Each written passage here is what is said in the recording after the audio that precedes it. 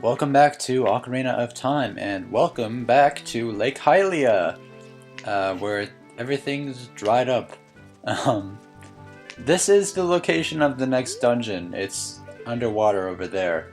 I'm not gonna go there quite yet because there are a few things we can do at the Lakeside Laboratory really quick, but then we'll go straight into there, into the dreaded water temple. Oh my god, I really just am not feeling it right now. Anyway, if you planted a magic bean right there next to the laboratory, and if you're not hit by a crow, you can go up this ladder. Come on, man! Fuck off! Are you serious? Are you serious? Now I have to wait for the stupid bean to come. Alright, I'm just gonna go inside. Fuck that crow, man. Anyway, if you go in here and into the water, you can equip the iron boots and sink to the bottom.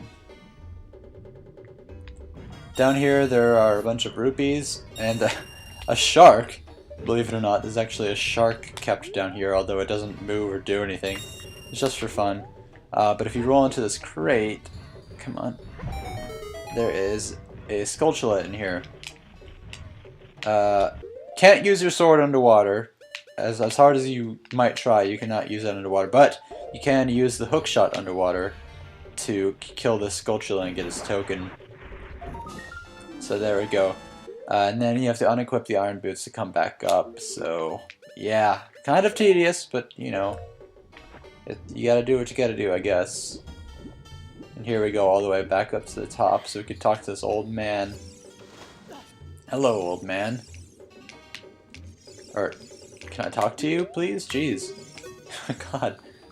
You may not have noticed, but I've been watching you. You dove 2 meters just now, but I wouldn't call that a real dive. Oh, okay, I guess I have to do that by some other means. I thought you could do it with the iron boots, but apparently not. You have to actually get a golden scale from the Zoras in order to get down there to the very bottom, which is how you get a piece of heart. But if you can avoid getting hit by that crow, you can get all the way up here to get a piece of heart. Yay! You got a piece of heart, and we collect 3 pieces. Great. But that's not all we're here for. Now we're gonna finally go to the water temple, although we took a heart of damage, but that's alright. We're gonna finally go down here. Equip our iron boots so we can actually get down there. Jeez, man.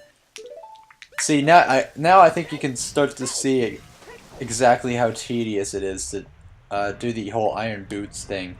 But let's just use our hook shot on this little gem here. For the 3rd time's the charm, I guess. Alright, and that'll open that little gate so we can get in. Welcome to the water temple. I have been dreading this ever since I started this Let's Play. It's always been just looming there in the near future, I mean in the distant future, and I never really thought about it, but welcome. As you can see, the whole entire temple is pretty much flooded. There's this giant pillar column thing in the middle, a bunch of tektites, which are really annoying. They're going to get even more annoying, believe it or not. But there are also 4 pathways to go from on each level, and there are multiple levels. So, I'm already confused, but I kind of know where to go. I have this like predetermined route that I always use in the water temple just so I don't get lost, and that's just what I'm going to do. I'm sorry if I can't show everything totally like in detail or whatever, but or explain everything in detail, but I just like to follow this route, and I mean it helps me through the water temple every time. Oh my god. Oh, you, if I'm right. Amen? You're Amen, aren't you? It's me, your fiancée, Ruto, Princess of the Zoras. I never forgot the vows we made to each other 7 years ago. You're a terrible man to have kept me waiting for these 7 long years. But now is not the time to talk about love. I'm sure you've already seen it. Zora's domain, totally frozen. A young man named Sheik saved me from under the ice. But my father and the other Zoras have not yet. I want to save them all. I want to save Zora's domain. You have to help me. This is a request from me, the woman who is going to be your wife. Amen, you have to help me destroy the evil monster in the temple, okay? Inside the water temple, there are 3 places where you can change the water level. I'll lead the way. Follow me, quickly. And of course our loving wife leaves us down here, but we have to follow her, so once again, go to the subscreen, unequip the iron boots, and then float up to the surface. The thing about this temple that makes it really confusing is that there's a lot of like hidden things, like a lot of hidden areas that you wouldn't really know to like explore, I guess. But we'll just go in this door, see what's up. Okay, these guys are spikes. Aim for it when it attracts the spikes. Basically, you have to get behind it. I think. I'm pretty sure that's how you do it. Never mind, you just have to hit it with your hook shot. I might have been thinking about something else, some other game with enemies similar to this. Oh, you know what? I know what I was thinking about. I was thinking about there's this game online that's called like Amorphous Plus, and there's these enemies that are exactly like that, and in order to defeat them, you have to go behind them, and then they retract their spikes. Not the same enemy, but very, very similar. And we found the dungeon map. Great. That's gonna help us a lot. Well, I mean, not a lot. We really need the compass to find our way around here. But you may think this right here is just a decoration on the wall. That's not at all what it is. You have to stand by it and play Zelda's Lullaby. Oh, if I can play the right notes. It's funny, I'm a musician in real life, but once I play in this game and I have to press buttons to play a song, I can't do it right. When you play Zelda's Lullaby at one of these 3 places, like Princess Rito said, the water level will change accordingly. And this is basically the whole gimmick of the temple. It's just changing the water level and doing Iron Boots stuff.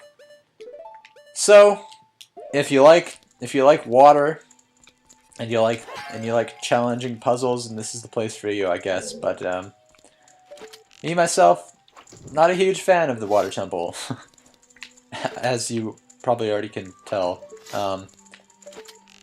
It's just really, really confusing, and lowering and raising the water level is something I don't really understand most of the time. I'm not really the brightest person in the world. A lot of people say that the Great Bay Temple from Majora's Mask is harder than this temple, but I think it's the opposite. I think this is a lot like more confusing than the Great Bay Temple. Like, for some reason, to me, the flow of water, rather than lowering and raising water levels, is easier for me to understand somehow. I don't know. Because that's the main gimmick of the Great Bay Temple, is changing the flow, like the direction of the flow of water. And for some reason, like, everyone finds that so confusing, but I'm like, oh, this makes total sense to me. But like, even I've been buying new games on the Wii U Virtual Console. One of them is Golden Sun. I got that on Club Nintendo. I had never played Golden Sun before, and I didn't know what to expect. But there was this one point where I was in like a Mercury lighthouse or whatever, and there was puzzles that had to do with the flow of water and like moving pipes to change the flow to solve puzzles and stuff. And like I looked up, because I got a little confused about what to do, so I looked it up on the internet, and like people were saying like, oh, I have so much trouble with this. The Mercury lighthouse is so hard. And then I just went and did it, and I solved all the puzzles with like absolute ease. And I was just like, the thing that confused me more than changing the flow of water was how people didn't understand it. That's what really confused me about that place. But I don't know. At this point, I'm just rambling. But here we go. More Iron Boot action. I don't know where I'm going. the predetermined route thing just went to hell. I don't know where I am. I'm just gonna explore. What? This is the thing too, is that you have to change your items. You have to swap items in and out, and then to do that, you have to go away from the equipment subscreen, and then you have to unequip the iron boots. So you have to go back to the equipment subscreen, but then you have to change out items again. So you have to go back to the item subscreen, and it's just a whole big mess. But luckily, they fixed that with Ocarina of Time 3D by making the iron boots an item instead of equipment. But that's beside the point, because we're not playing Ocarina of Time 3D, we're playing Ocarina of Time on the N64, which is a lot less advanced, obviously. But anyway, I think I'm going to end this episode now, so I will see you in the next episode. Goodbye.